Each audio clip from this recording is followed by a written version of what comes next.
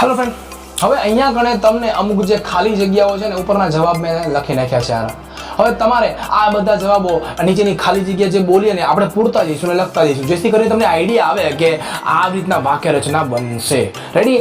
તો પછી સૌથી પહેલું સેન્ટેન્સ એમ છે કે આઈ હેવ ડેશ બાઇસિકલ, મારી પાસે સાયકલ છે.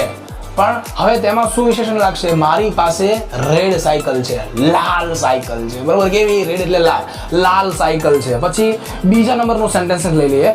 There are two dash pillow on the bed, મારી બેડ ઉપર, મારા આ જે તમને દેખાય ને બેડ, એની ઉપર કેટલા? 2 તકિયા છે. પણ કેવા? સોફ્ટ, એટલે કે પોચા પોચા. બરોબર ને? સોફ્ટ એટલે શું? પોચા પોચા તકિયાઓ છે. બરોબર ને મિત્રો? હવે ત્રીજા નંબરનું સેન્ટેન્સ લઈએ તો છે the blank girl stand at the end of the line. તો એમાં શું આવશે? The small girl stand at the end of the line. બરોબર ને? એક નાની છોકરી જે છે ને એ આ લાઈન પૂરી થાય ને ત્યાં ઊભી છે. બરોબર ને? હવે એક પછી શું છે તો જુઓ અહીંયા શું છે કે the dash man help the lady to cross the road. એક ખાલી જગ્યા છોકરાએ તમને શું, એક બુઢી માને, એક વૃદ્ધ માને, એક વૃદ્ધાને શું કરાવે છે? રોડ ક્રોસ કરાવે છે. એક યંગ છોકરો આવશે અંદર. બરોબર? ખાલી જગ્યાની અંદર શું આવે છે? Young boy. બરોબર છે? જવાન છોકરો. ઠીક છે? પછી શું છે?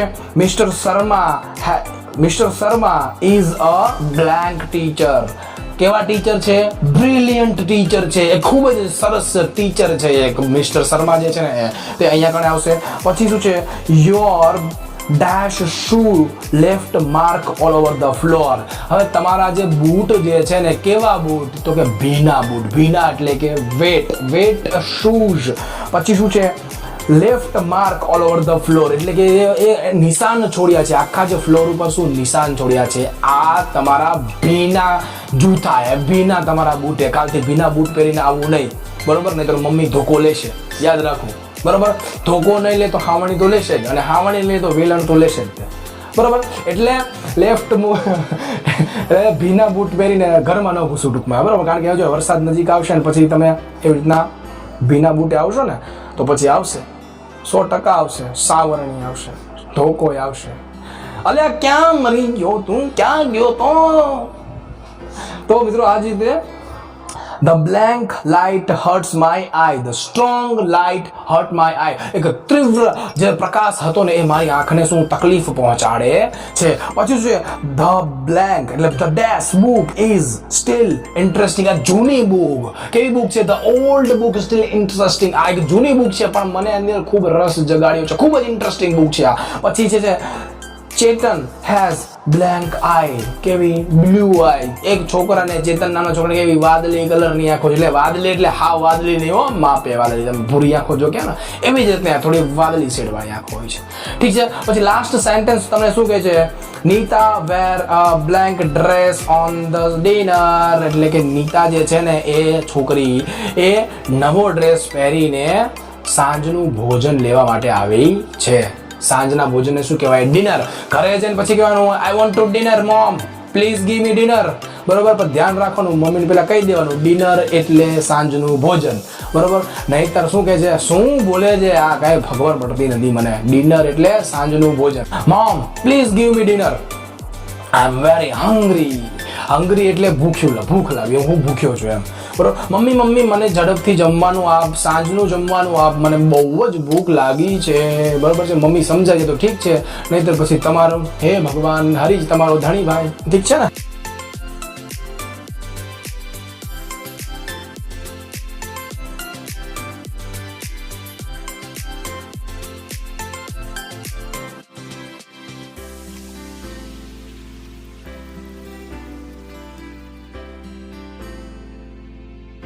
હવે જો મિત્રો, હવે શું કરવાનું છે?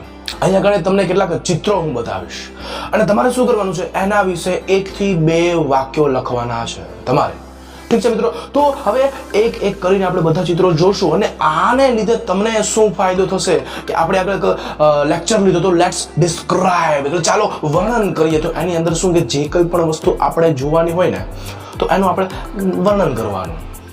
બરાબર, કે જેથી કરીને આપણી જે લખવાની સ્ટાઇલ છે, વિચારવાની જે વૃત્તિ છે ને એ ધીમે ધીમે વધે છે અને આપણું ઇંગ્લિશ વોકેબ્યુલરી સ્ટાઇલ જે છે ને એ પણ સુધરે છે. ઠીક છે મિત્રો, તો સૌથી પહેલું આ ચિત્ર કોનું છે સાહેબ? જુઓ, સફરજન અને એપલ, જેને ઇંગ્લિશમાં કહેવાય. તો શું કહેવાનું? Apple is red. An apple is red. આ સફરજન કેવું છે? આ સફરજન જે છે ને એ લાલ છે. હવે કોઈ બીજું પણ તમને વાક્ય હોય, an apple is so sweet. આ સફરજન ખૂબ જ મીઠું છે. બરોબર છે? An apple is around 250 grams, એટલે કે આ સફરજન જે છે ને 250 ગ્રામનું છે. પછી પણ તમને કઈ વાક્ય આવતું હોય તો શું કે આ સફરજન જે છે એ નાના છોકરાના હાથમાં છે. એવી રીતે શું એક બે વાક્ય આ તમારા ચિત્ર વિશે જે છે ને એ લખવાના હોય છે મિત્રો. જે આ 2 થી 3 વાક્ય તો મેં બનાવી નાખ્યા. તમારે ટ્રાય કરવાની કે આ સફરજન વિશે બીજા કોઈ વાક્ય જે હોય ને એ લખવાના હોય છે. ઠીક છે, હવે બીજું ચિત્ર કેનું છે સાહેબ? બિલાડી. જોજો મિત્રો, આ શાનું ચિત્ર છે? આ એક બિલાડીનું ચિત્ર છે. હવે બિલાડીનું ચિત્ર, it is a cat. આ એક બિલાડી છે. આ બિલાડી કેવી છે? બિલાડી કાળી છે. બરોબર ને? cat is black. આ એક કાળી બિલાડી છે. પછી આ બિલાડીને કેવી 2 આંખો છે, 2 કાન છે, 2 4 પગ છે, બધું તમારે વર્ણન કરવાનું છે આ બિલાડી વિશે કે 2 બિલાડીઓ વાતું કરે છે. two of this cat will talk. two of this cat talking together. એવી રીતે આ ચિત્રથી તમારે શું કરવાનું છે મિત્રો? વાક્યોની રચના કરવાની છે. પછીનું ચિત્ર છે આ શું છે? બુક્સ. હવે તમને એક ચોપડી વિશે એમ કહેવાય કે તમારે વાક્યો લખવાના છે તો ઘણા બધા વાક્યો આવે સાહેબ આવે છે. બરોબર ને? ઘણા બધા વાક્યો કે ભાઈ book R full of knowledge. Book જે છે ને એ શું નોલેજ થી ભરપૂર હોય છે. બરોબર છે? Book R help to us. Book આપણને ખૂબ જ મદદ કરે છે. શેમાં મદદ કરે છે? Book help us in exam. આપણે બુક વાંચીને જઈએ ને તો એક્ઝામ શું આપણી સારી જાય. બરોબર ને? તો આપણને શું કહેવાય કે મદદ કરે છે એક્ઝામની અંદર. અને પછી આ જે ચોપડીઓ જે છે ને એ આપણા મગજને વિકસાવવામાં પણ મદદ કરે છે મિત્રો. બરોબર છે? ચોપડીઓની વાત નીકળી જ છે તો હું તમને એક વાત કહી દઉં કે જો મિત્રો, બુક એક એવી વસ્તુ જે છે ને કે જે તમારા મગજને ખેલવી શકે છે, મગજને કસરત આપે છે. તમે વાંચો છો ને ત્યારે એમ કહેવાય કે મગજના અમુક સ્નાયુઓ જે છે ને એ કામ કરે છે અને તેને લીધે આપણી વિચારવાની શક્તિ જે છે ને એ વધે છે.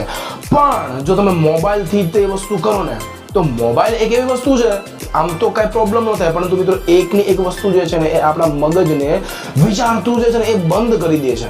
તમે જોજો કે લાંબો સમયથી તમે જો મોબાઈલનો યુઝ કરતા હશો તો તમારું મગજ અમુક વિચાર આમ કરતા, હા બહુ આળસ આવશે આપણને કે અમને શું આ જરૂર નથી, આ છે તેમ છે. એટલી માટે હંમેશા યાદ રાખવું, જો તમારા ઘરે બાળકો નાના હોય ને તો શું કે ભાઈ બુક વાંચવાનું ચાલુ રાખવાનું. બુક વાંચવાનું તેને ફરજિયાત. અમુક સમય સુધી તો મેગેઝિન વાંચે, વાર્તાઓની ચોપડી વાંચે, બસ ગમે તે, પણ વાંચવાનું રાખવાનું છે. ઠીક છે? તો આ ચિત્ર જે છે ને, ચોપડી જે છે ને, બુક્સ, બરોબર છે? એ બુક્સ વિશે તમારે ઘણા બધા વાક્યો જે છે એ લખવાના હોય છે. બરોબર ને? અમુક વાક્યો તો મેં તમને કહી દીધા, પછી તમારે અમુક જાતે બનાવવાના છે. ધેન ધીસ વાવ વાવ, આ જેવું ચિત્ર છે સાહેબ. આ ચિત્ર જે આઈસ્ક્રીમનું, વાવ મજા આવે. ઉનાળાની અંદર ફૂલ ગરમી હોય અને એમ કહેવાય કે જો આઈસ્ક્રીમ મળી જાય એટલે ભાઈ બરોબર ને? મજા આવી જાય ને? તો મિત્રો આ જ આઈસ્ક્રીમ શું છે? આઈસ્ક્રીમ ઇઝ સ્વીટ, કે ખૂબ જ મધુર છે આઈસ્ક્રીમ, મીઠો છે આઈસ્ક્રીમ. પછી શું કે કોલ્ડ, કેવો છે આઈસ્ક્રીમ? ઠંડો છે આઈસ્ક્રીમ. બરોબર છે? પછી શું કહેવાય છે? ખૂબ જ આકર્ષક દેખાય છે, મને તરત જ ખાવાનું મન થાય છે. બરોબર? આઈસ્ક્રીમ જોઈને મને તરત ખાવાનું મન થાય છે. આઈસ્ક્રીમ કેની અંદર છે? ફ્રીજની અંદર આઈસ્ક્રીમ છે. બરોબર છે? હવે શું તડકામાં લાવીએ તો આઈસ્ક્રીમ ઓગળી જાય છે. તો આવી જ રીતે તમારા મગજને વિચારતું કરવાનું અને આની વિશે 2 થી 3 વાક્યો તમારે લખવાના છે. આઈસ્ક્રીમ, બરોબર છે? પછી નેક્સ્ટ શું છે સાહેબ? નેક્સ્ટ છે છત્રી. છત્રી વિશે તમારે વાક્ય લખવાના છે. છત્રી શું? અમ્બ્રેલા કહેવાય સૌથી પહેલા ઇંગ્લિશમાં. પછી અમ્બ્રેલા આપણને શું કરે? What is the work of umbrella?